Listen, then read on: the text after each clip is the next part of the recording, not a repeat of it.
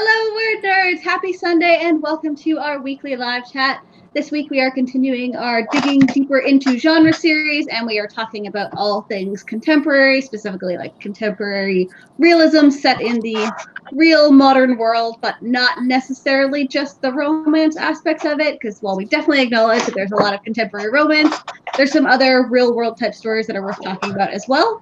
So to kick things off, we're going to go down the line and talk about one, what is the most recent contemporary you've read, and then a bonus point if you can think of the most recent contemporary you've read that isn't a romance. So Erin, you are up first.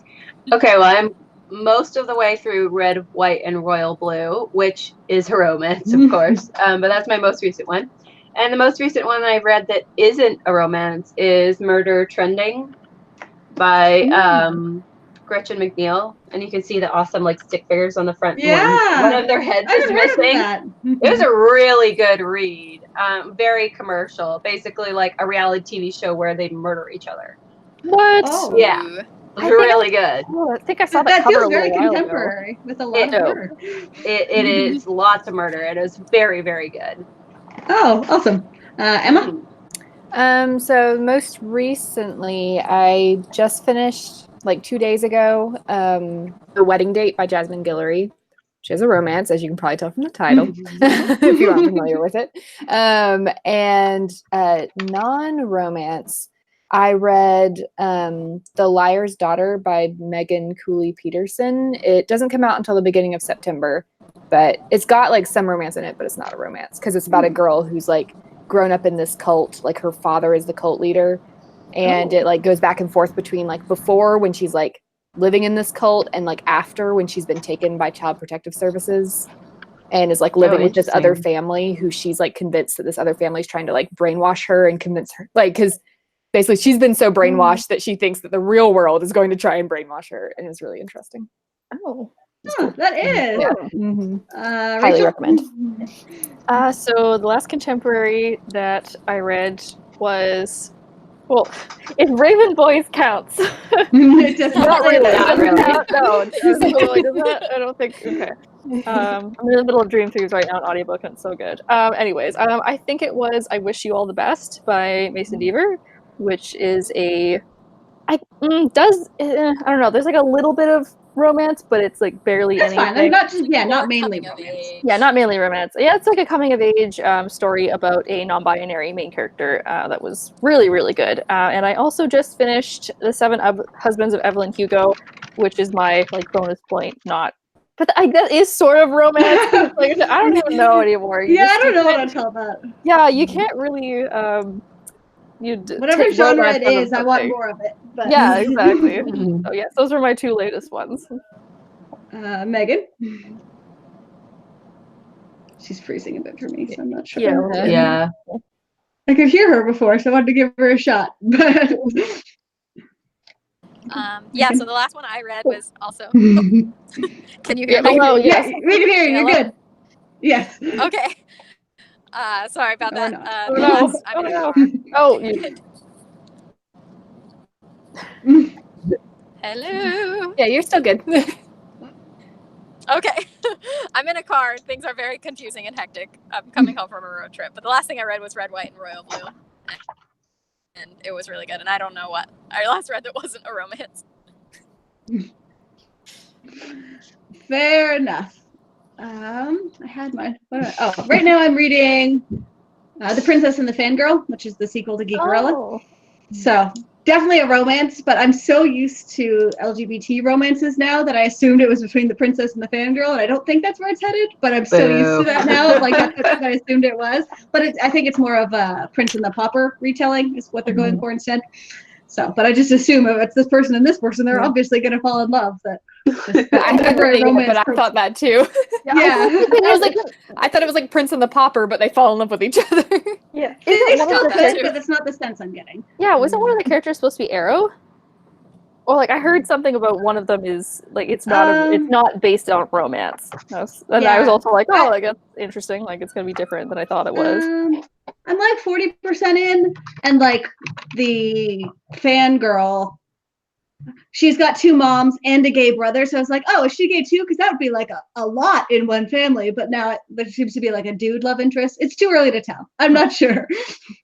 So, and then my non-romance was Sadie, which is like kind of a thriller told through like a podcast and flashbacky kind of things. Really, really, really good. Such a great And it's one of our but, book clubs, right? Yeah, and it's going to be a book club, so I won't talk too much about it. So I think like none of us are like primarily contemporary readers. So, we've all said before of like, oh, there's so much more you can do with fantasy and stuff. But hearing, especially like the non-romance ones, there's so much in the contemporary world as well. So like, what makes you pick up a contemporary book? Of all the options there are set in the real world, what do you get you interested enough to be like, hey, I will read this? For me, it's the 2 very exact opposites. One is that they're going through exactly what I'm going through, and so I want to see how someone else deals with the same thing, or I want to read about something that would never happen to me in a million years, or is like very, very, very different than what I'm living right now. Like, I wanted to read Sadie because I was like, ooh, this is like a cool murder mystery from a small town. And I'm like, that's not me at all. I'm not involved in that at all. Never me. Yeah, I hope not, right? But like, I love Fangirl, as I'm sure most of us do, because it's, it's about a girl who loves writing and fan fiction and is like kind of nervous and awkward. And like, that's why I love it, because she's just like me. So like 2 opposite sides of the spectrum. For me, it's like there are either murders happening, girls kissing girls, or geeky and or writing related things, and that's it. Otherwise I read fantasy only. Yeah, I'll read like anything that involves cults. Like there aren't a lot of YA books, but when there are, I pick them up because I just find them really fascinating. Or like things about like murders or disappearances or stuff like that, I'll pick up. In romance, there's like specific tropes that like I'll always pick up. Like if there's fake dating, I'm gonna read it. Oh yes, I love those so much. So yeah, there's like definitely like certain like tropes and things that like yes. And like kind of what Rachel was saying, I really like the ones who the girls like me, the girls who are really into like fandom stuff. They're almost like them more than I do. Of like the Princess and the Fangirl. She like grew up at cons and is a diehard fan of this series plus movie that they made up for the book. And like those people that feel really passionate about stuff, or like characters that have a really weird hobby and they're like, and the book kind of like goes into it a bit, even if it's something I'm not super interested in. It's just like, oh, like one of the Liza and her monsters wrote a web comic of like, that's really cool. And just like those elements to it that you're never going to see in fantasy, of just like real world stuff that you kind of want to explore more of. Kelly, have you read Ship It? This one? No, I feel like it's on my list. Yeah, you should definitely read it then, because it's almost exactly what you were describing, with characters who are like a passionate fangirls of like a made up series, basically. Yeah, it's really, really, really good. Yeah, a lot of that does come from like the love of fangirl and like she loved things how I love things, and it's awkward like I am awkward. And so true. I love that book. Yeah. Anything to do with writers for some reason. I just even what was that Scott Westerfield one? Oh, Afterworld.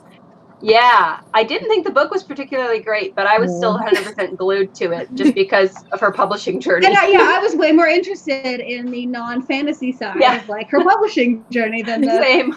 Her like very unrealistic publishing journey. Yeah, extremely unrealistic. I kind of want to reread it now because I feel like I'd be rolling my eyes a lot more. No. I feel like for me it's a lot of character. Like if I find the character's journey compelling, I'll pick it up. Like so I end up with a lot of coming of age stories and things that I find really compelling. Yeah.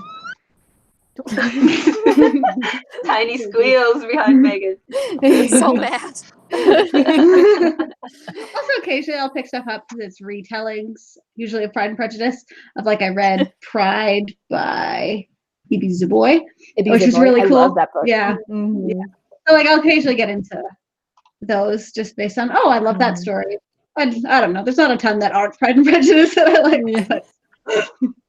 I also really like weird situations. Like it could be like a one-off thing, but it's just such a bizarre and like it's often like a horrifying situation. I can't Robin Schneider, I think, does one where somebody witnesses like a murder and then ends up with basically a severed head in their lap. Like, and then and that's what happens at the beginning of the novel, and the rest of the novel is them basically like dealing with this traumatic event and like the fallout from it. And like it's so creepy and so weird and so random, but like stuff like that I really, really like. I don't know why, it just like really draws me in. I'm like, this is a weird, horrible situation and I want to read about it. Yeah. Oh, that's totally like one of my favorite like cult YA books is The Sacred Lies of Minnow Bly. And like a big part of the reason I read it was because my boss read it at the time and she was like telling me like basically like what she told me was like, yeah, it's about a book about a girl in a cult and her hands get cut off. And I was like, okay. Oh my god. Interesting. Yeah. It's so good though. on my list forever. Yeah, it's so good. I just It's love really those like good. the one-line descriptions where you're like sold. That was like I was watching a YouTube video and someone was describing Wilder Girls, which had been on my list before, and they were like, yeah, there's this one freaky scene where they're like their DNA is being changed at like the base of who they are, and like she can feel something moving in the back of her eye socket, and I'm like, oh, gross, and also I need it now. I literally went to the bookstore yesterday and bought it.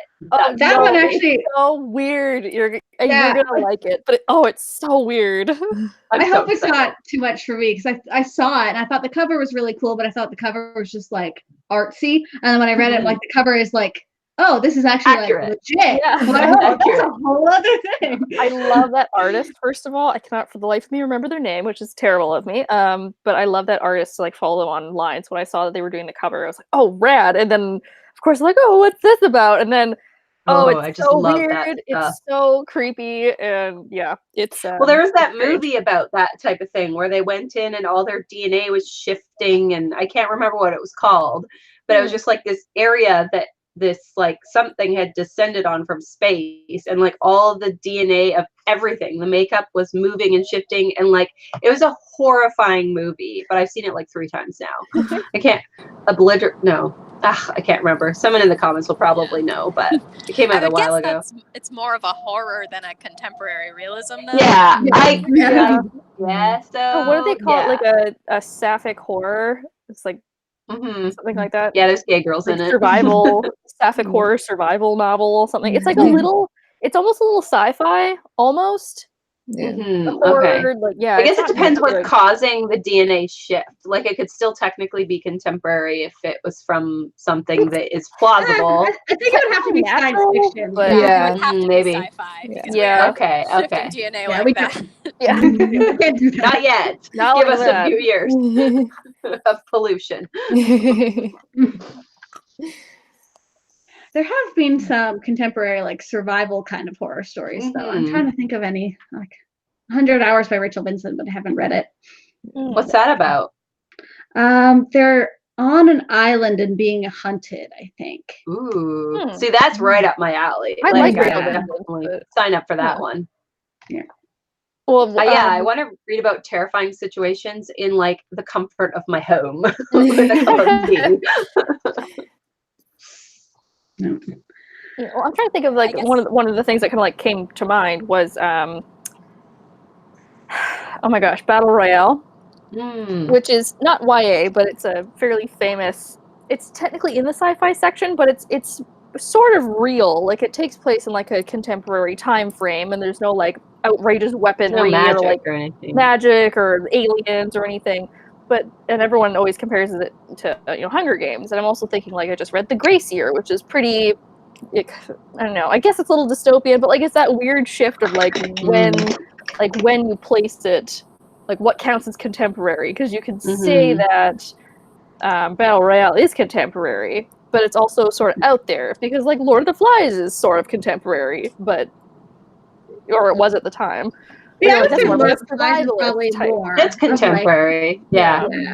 Like it's set in this civilization. It's just like this whereas time Battle and age Royale or- is kind of on its own. Sort of It's like, technically set in like a normal day Japan. sort of. Would it be dystopian though? Like, because is it the government that arranges for the kids to go onto that island? If it's not like actual our So it's contemporary world. Yeah, it would be dystopian Yeah. then. But Lord of the Flies, they like go get from stranded. our world. Yeah. Mhm. So that's interesting.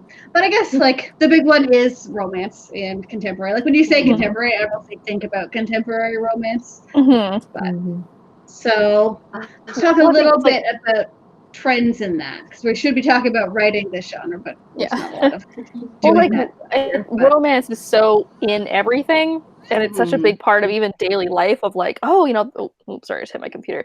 Of you know, oh, who you're dating this week, or like, oh wow, it's crush on this guy at school or whatever. Like that is so ingrained into everything that it's sort of impossible to separate it. So it's very rare to find a contemporary that does not have at least some romance subplot.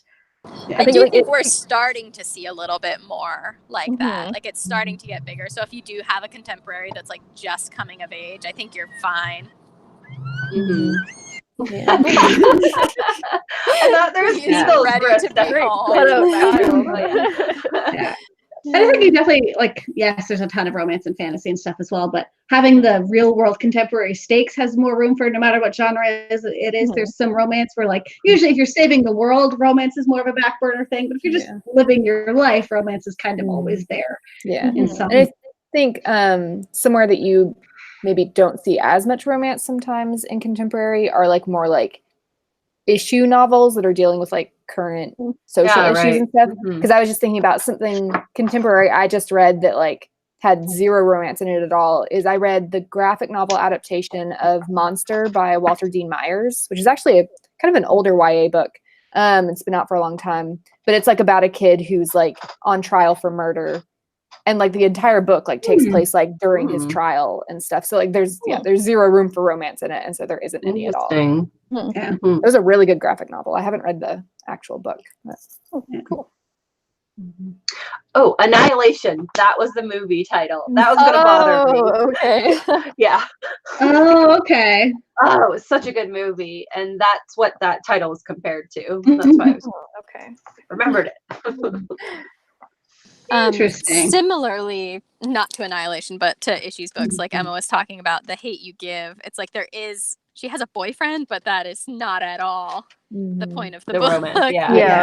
And kind of, I feel like the boyfriend is there to like add a dimension of like my character, you know, and like her two lives that she's living, you know, like he definitely serves a purpose. It's not just to have some romance. I'd like to see more of that, because it does often in contemporary, you feel like the romance just like it feels obligatory almost sometimes of like this isn't what the story's about, but we still have to have a romance because these books all have romances.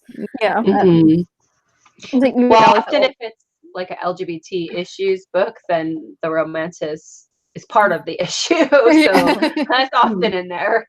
Yeah, that's actually what I liked about I Wish You All the Best, was that there was like an element of it, but the main character is non-binary, but also is maybe Arrow or Ace. So I think there's a couple things in there where like, oh, like, yeah, it might be nice to do that, but like I've never really had any urge to, you know, have a partner or something. But like, oh yeah, like it'd be nice to kiss him. Like it does that. And I was like, oh, okay, like that's kind of nice. So it wasn't so much like I have a secret identity and I'm also falling in love with this person. It was like more focused on them and like figuring their own self out. And I really liked that. I just read another graphic. I'm taking a class on graphic novels right now, so I've read a lot this year. But another one I just read was a new one, and it's Laura Dean Keeps Breaking Up With Me by Mariko Tamaki. And it was really cool because it's an LGBT book. The main character is lesbian, but like it's actually like it's not a romance. It's about like a toxic relationship, and it's really like a breakup book. And it's like her like getting to a point where she like doesn't want to get back together with Laura Dean anymore. And so that was really interesting to like have an LGBT book that like wasn't about a character like falling in love and getting into a relationship.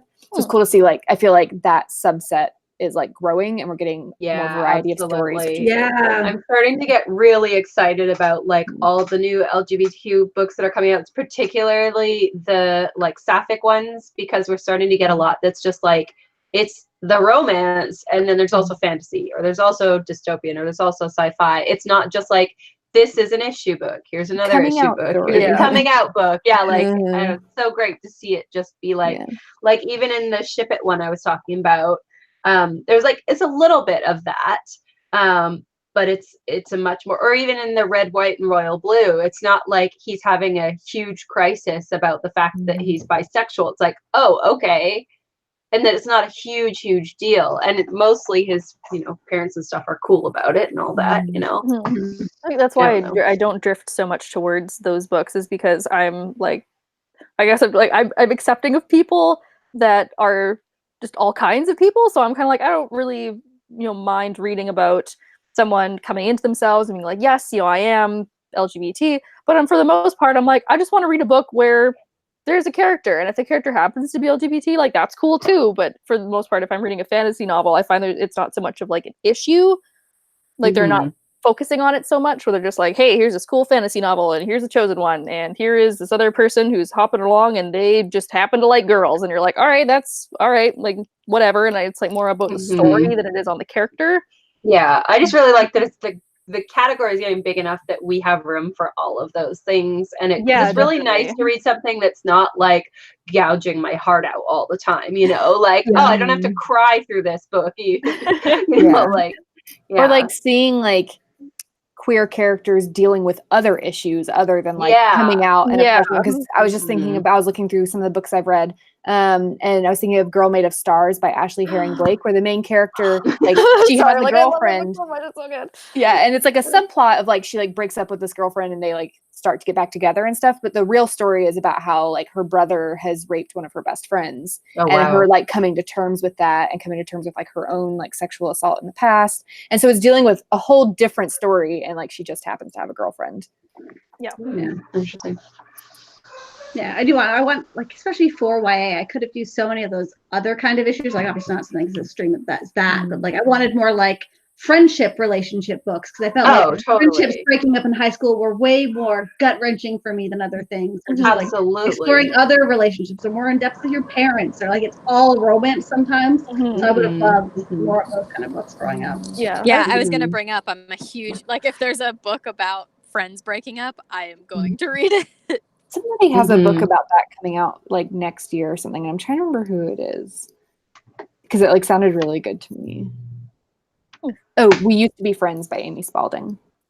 Interesting. And it's like two girls who it's like in the style of, if you know The Last 5 Years, the musical. So like one character's timeline is like you're going from like the beginning to the end, and the other one you're going from the end to the beginning. And it's like showing stories. Oh, I'm into it. Okay. Yeah. That sounds cool. Yeah, I feel like I've myself gone through more friendship breakups and like friendship or coworker issues than I ever have romantic issues. Like even my last breakup, I'm like, this was not exciting. Like this was like, there was no drama, there was no yelling and fighting and whatever. It was just like that. But like I've definitely had friend issues in the past that were much more dramatic.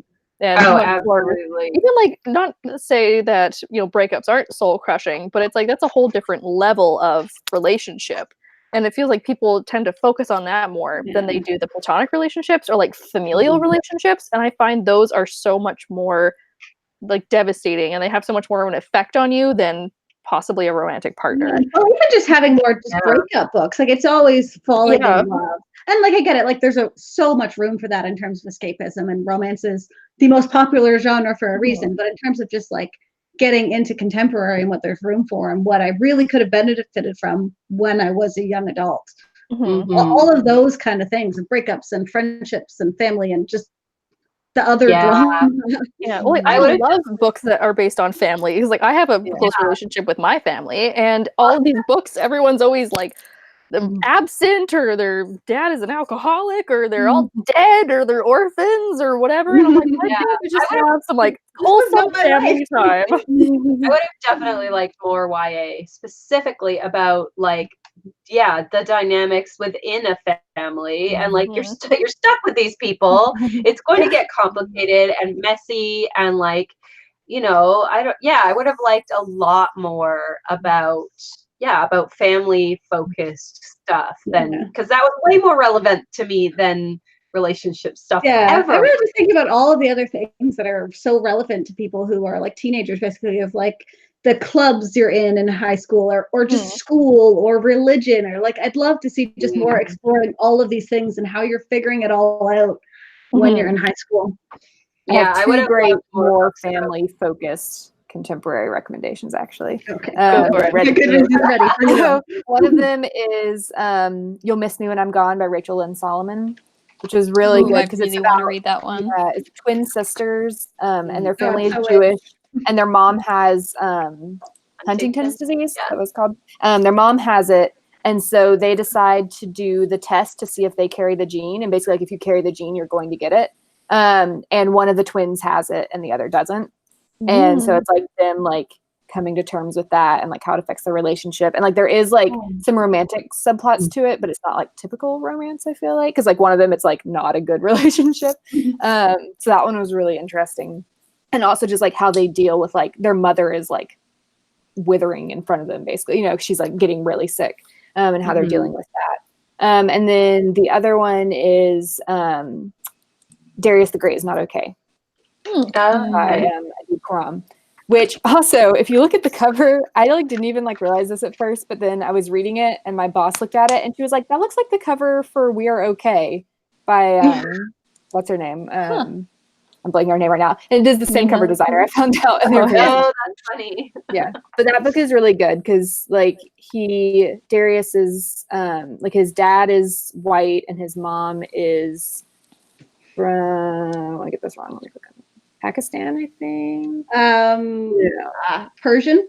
Yeah, Persian. And so they like go to Persia, and I think it's his first time going there.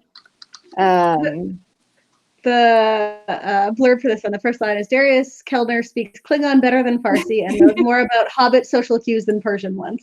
Oh my God. So it's like him like getting to know his like mom's family, who he doesn't really know all that well, and he like doesn't speak their language. And so like it's like him getting like kind of more in touch with that like side of his family, but also him and his dad both have depression, and so it like deals a lot with like how that's affected their relationship. To like his dad feels like guilty for like giving him depression, basically, like his dad feels like he passed it on to him.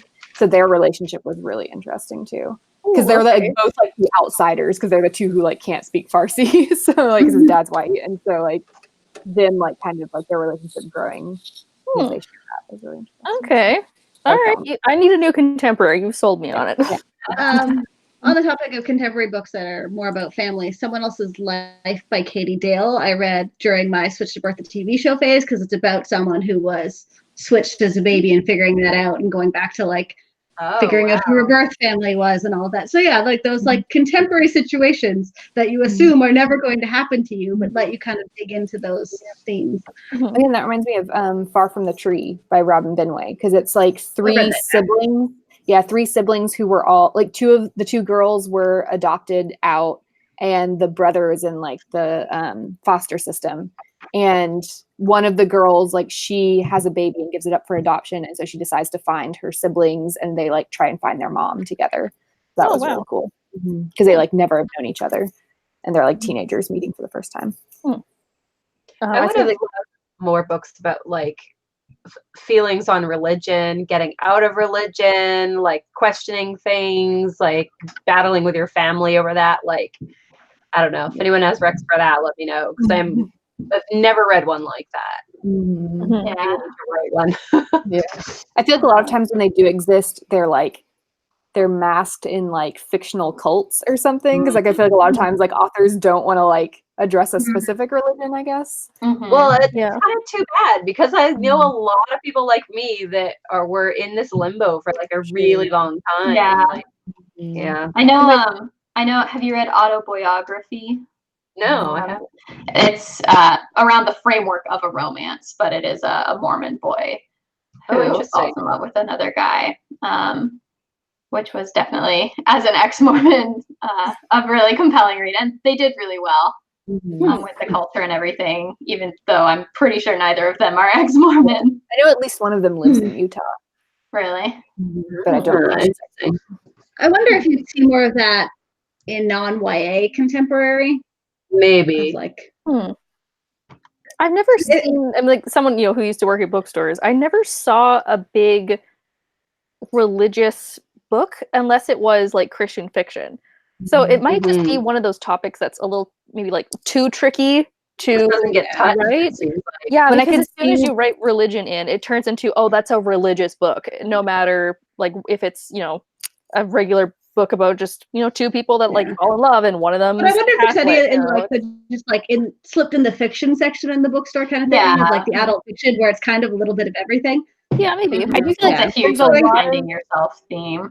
there's a lot of books and a lot of characters that are just like kind of casually religious. Yeah. Like I think it's in books more than we realize because we're so used to it, especially Christianity. Like we're just used to like people like going to church and like celebrating Christmas and stuff like that. So like sometimes like there's a lot of like really casual stuff. Yeah, Yeah. I definitely read books where the characters he was like wearing a cross or talking about like, oh, we're gonna go to Easter mass or something, but it was never a focus. And it was never like preachy, which maybe people think that like it has to be preachy for it to be. I couldn't do preachy. Like Yeah, I was me neither. for one that was like questioning and fighting with your family over it, you know. And I've never been able to find one or like separating yourself from the whole thing, right? Like if Then you I have the right one. if I simply had told my mother I'm not a Christian anymore, that would have been far worse than coming out as bisexual to her. Like, and that to me is a very interesting situation, and I would want to read that in a book, you know. But I don't know if people are, like you said, afraid to touch that in fiction. I don't know. Well, now You that might topics that are want to look, coming- Erin, you might be interested in it's another graphic novel, Kiss Number 8. Because it is about it is about a girl who her family's like super Christian. I think they might be Catholic. I could be wrong about that. I don't know, but they're super Christian, and she like starts to realize that she's bisexual throughout the book. Yeah, I do always give a fair warning for this book for people that like there is like some like homophobic and transphobic language in it because like her family, like her dad in particular, is like very homophobic and like transphobia too because that's a part of the plot. But yeah, so there is that in there. So like I would especially like if there's any teens, I'm like be careful if you're like in a vulnerable place. But it is. I thought it was a really interesting look at like kind of like navigating those waters when you're like from a super religious family. Yeah, I wrote it down. I will look it up. Sounds good. Yeah, I think having gotten like all of us got our starts in writing young adult, and so a lot of the things we read are young adult, and it is like a less present topic there because, I mean, most teens are living in their parents' houses by their parents' rules or whatever. But I know I just did like a quick Google of like novels about leaving religion, and I was able to find lists of them. Oh, adult ones? So like they are out there, adult ones. Oh, interesting. I've seen some questioning in YA books, but like less like outright leaving because a lot of times they're teens and they're living at home, so they can't like, outright leave religion. And even that, like from people I've known in my own experiences, it wasn't really something I thought about until my 20s. I always just it's more of a new adult topic. That's true. That's why we need new adult. I still think we do. Honestly. Yes, agreed. Yeah. But I know reading those kinds of things can be hugely cathartic for people who are leaving particularly high demand religions, but any religion really. And so there definitely is, I feel like, a demand out there for it. I know my own agent, this was a couple of years ago that she put out this request, but she did put out a request for YAs about people leaving religions. So like there are agents requesting it too. Interesting. Particularly young adults, if I didn't say that before. And even I would just have to like we fancy in it though. So yeah. Because we came into this talking about things we wanted that were prevalent in YA life that we should see more of in contemporary, even doing the flip side of like people who religion is important to them and like they are like their church is a big part of their life. You just don't see it a lot. Yeah. The only one I'm trying to think, the only two that I've seen lately is so like I said, I'm rereading The Raven Boys, and that's not even that prevalent, but like Ronan has a lot of stuff at church, and it's very much like he's Catholic. He doesn't like blue because her parents are psychics, and like that goes against religion. And then like he goes to church with his brothers and like that kind of thing.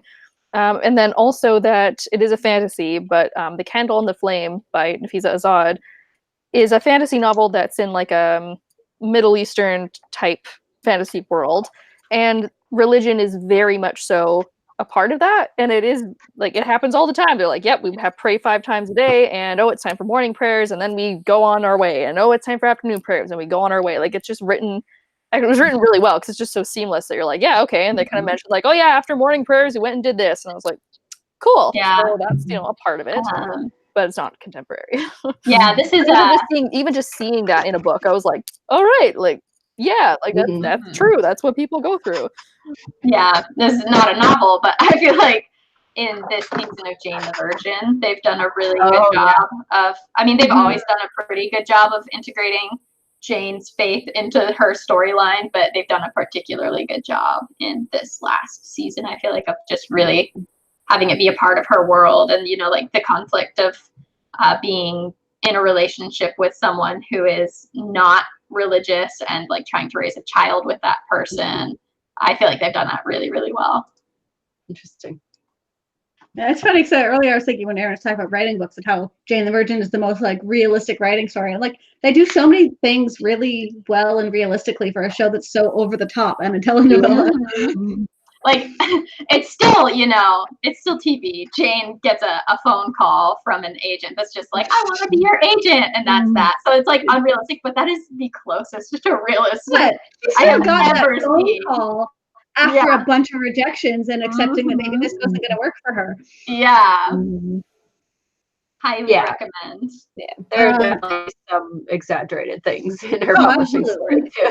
Like when she gets to like just like have like one of her like love interests or something designed the cover of her book, and her publisher's like, okay. Well, that's actually a part of this season. If you get caught up, that's an important plot twist as to why all of that was allowed. Also, for another like questioning religion book, Little Do We Know by Tamara Ireland Stone. It's also a friendship book because it's about like two girls who used to be best friends and they're neighbors, and they're not friends anymore, and like you slowly like learn like why their friendship ended. But also one of them, her dad is like a preacher, and so she's grown up like always like she's really close to her dad. She's always like believed everything he said, and she's like starting to like doubt things. While there's like another character who like her ex-best friend's boyfriend is like, he's like sort of like gaining faith for the first time in his life. So it's like a really interesting book where there's like one character who's like starting to believe, and another character who's like, maybe what my dad's taught me my whole life like isn't true. So fascinating. All right. Emma in the comments, and Griswold wants to know if you've seen Sacred Lies. I think it's based off the novel Sacred Lies of Noah. I saw the first episode and I haven't watched it. I need to watch the rest of it, but I never got around to it because it's like on like Facebook Watch. Yeah, it's Facebook Watch, which is based off the book. Yeah, the book was really good. So. The first episode I watched was good. Like the actors were all good in it, so I need to.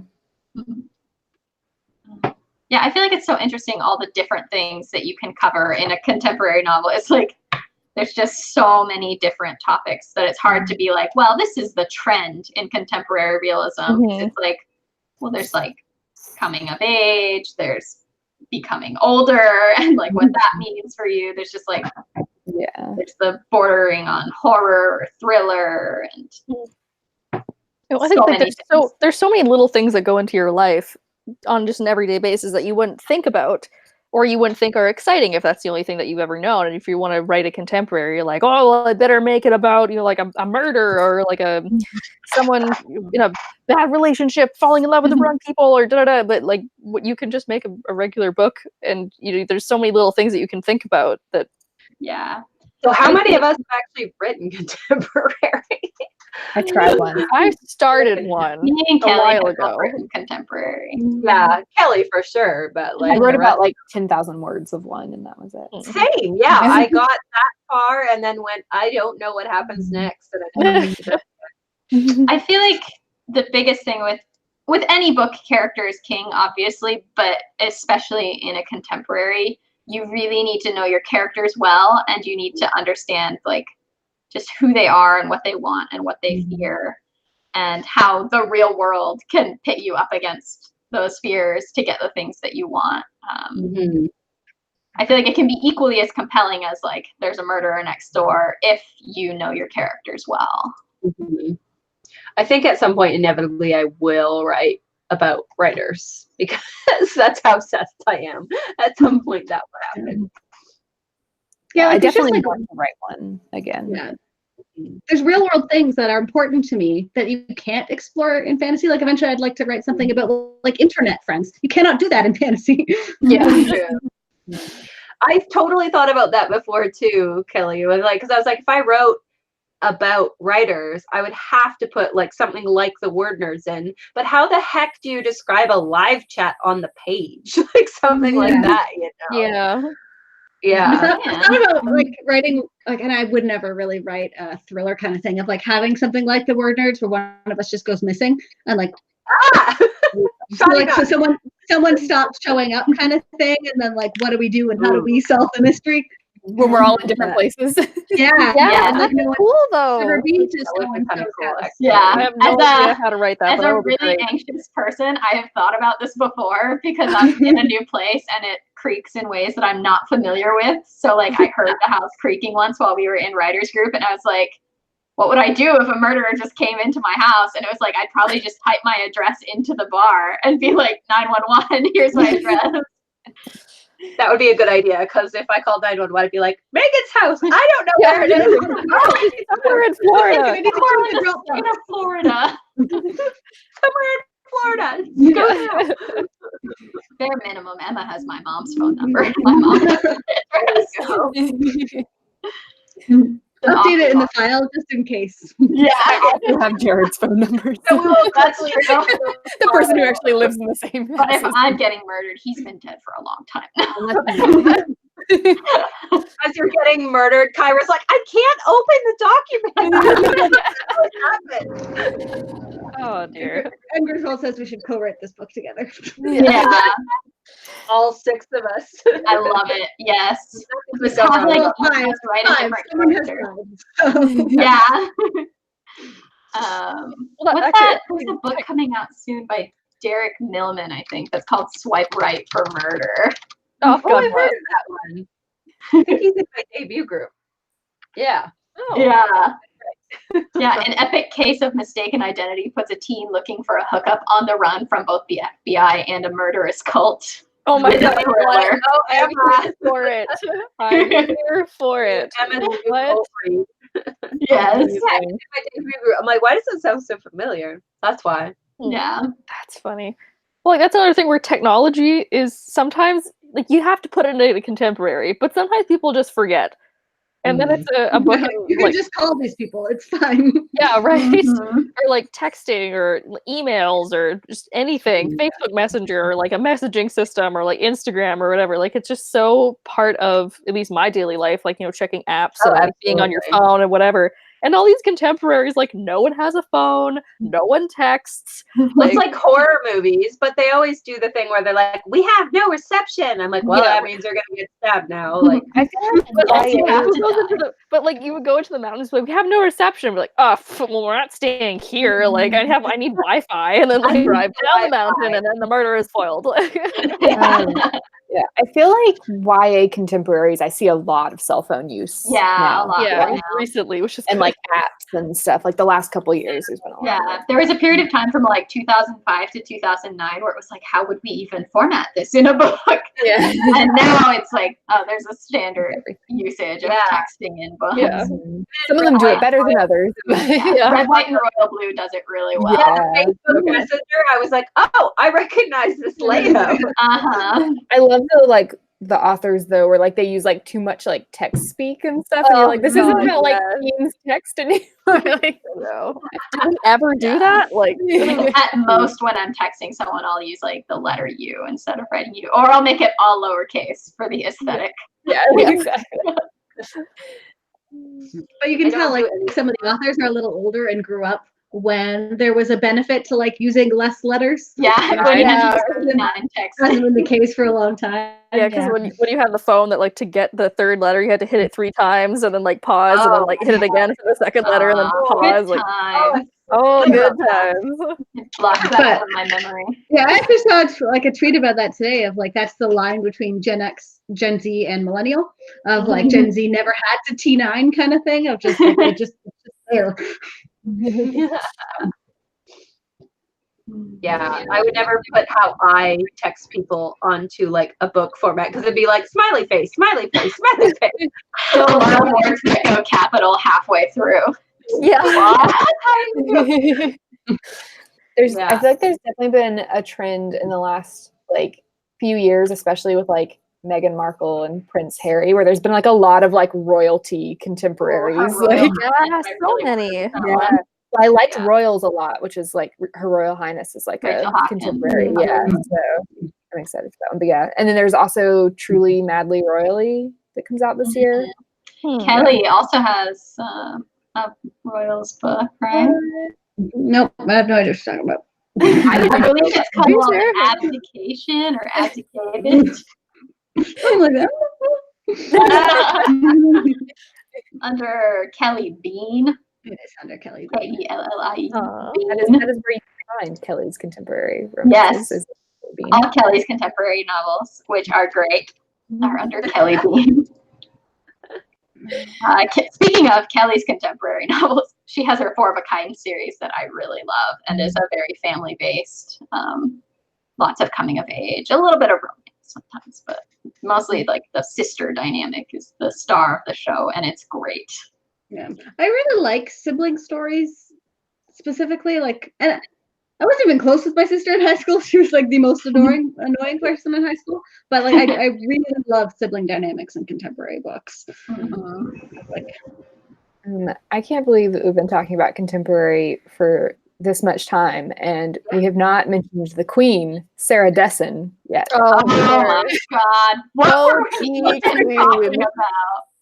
I love Sarah Dessen. Like, I've been reading Sarah Dessen since I was in high school. Yes. Amazing.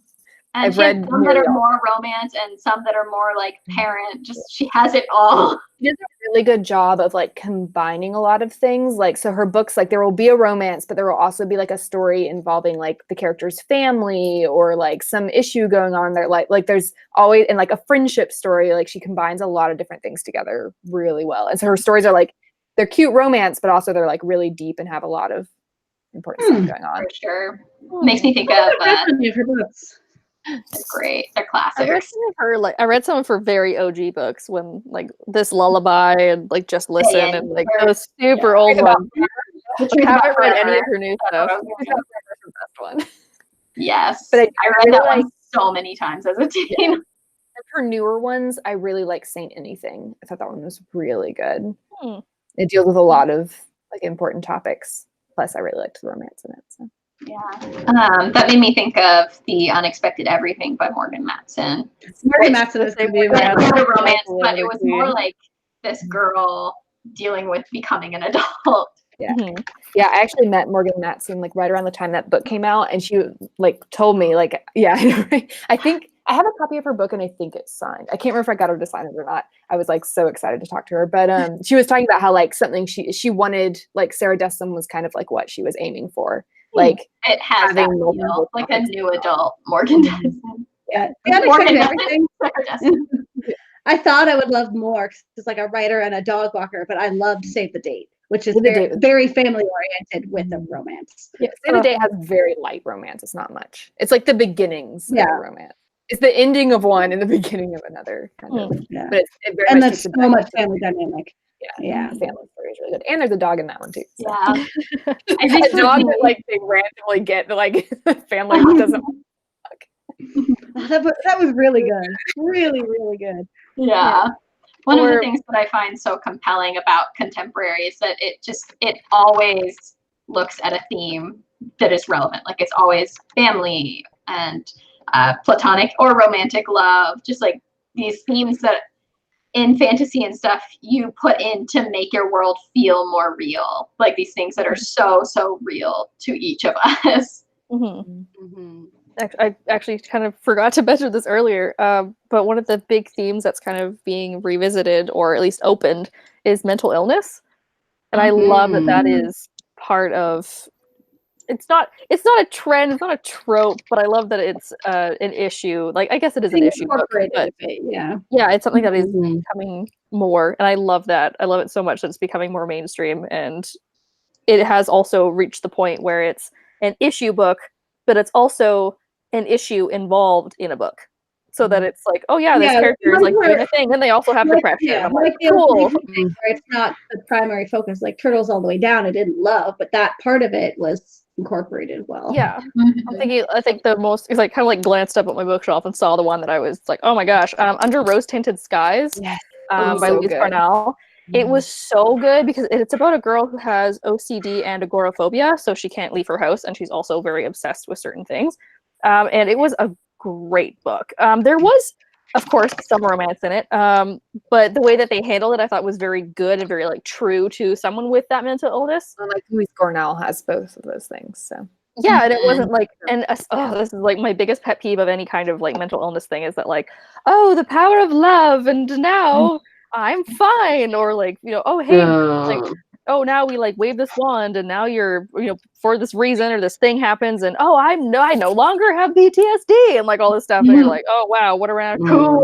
Like, wish I could say the same. Yeah, if I remember right, I think that book ends with like her going to therapy, but she like takes her new boyfriend with her, you know? Like, it's like I still gotta deal with this. Yeah, it's a really good book. But like I think, and I mean, minor spoiler for that book, is that, you know, she like becomes friends with this boy that's next door, and like they're kind of getting closer, and he kisses her, and she has this big thing over germs, and so like as soon as that happens, it goes from like, oh maybe I could, you know, be normal, and then he kisses her, and her brain automatically goes into this like deep dive spiral of like germs, oh my gosh, I'm gonna get sick, like all this terrible stuff's happening, and then she kind of like regresses and goes back to one of, you know, her original things that she's been working so hard on. I thought that was also really realistic.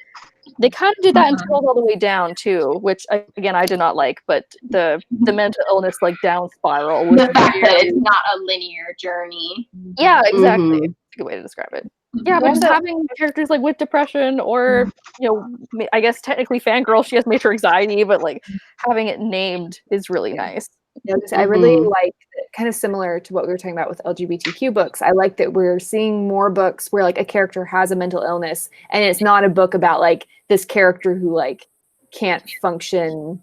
You know, like it's not like this like horrific like story, which like there's room for that too, and it's definitely something important. But like books like The Upside of Unrequited by Becky Albertalli, like it just like casually like talks about how she takes anxiety medication. You know, and you can like tell that she has anxiety, but it's not what the book is about, you know? Yeah. Because like for so long, it was like if a book was like had mental illness in it, it was about a character. All it was about, yeah. It's also difficult because like mental illness is a thing that affects a lot of people, but it's also not something that can be easily solved.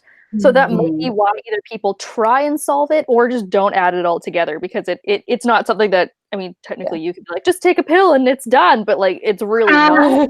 That'd be nice. So, yeah, right? Like, oh man, wish that would happen. And I think it's important, and I think authors who have mental illness are more likely to know this, that like you can like have happy things happening without being cured, you know, like you can have like a satisfying happy ending without being cured of your mental illness, because there are other things in your life that are also good and important, you know, like your mental illness is not the only thing in your life.